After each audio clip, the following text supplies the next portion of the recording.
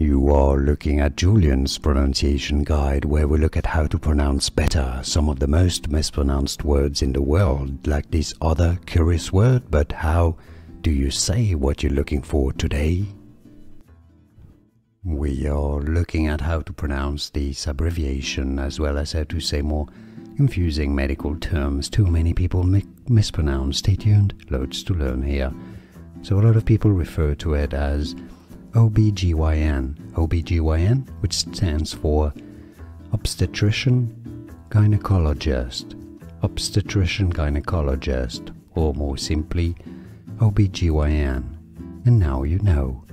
Like this video if you found it useful, appreciate the support. More videos for you here to learn more correct pronunciations. Thanks for watching. Here are more videos on how to pronounce more confusing words and names too many mispronounced. Like this video if you found it useful, I appreciate your support. I'll see you soon and thanks for watching.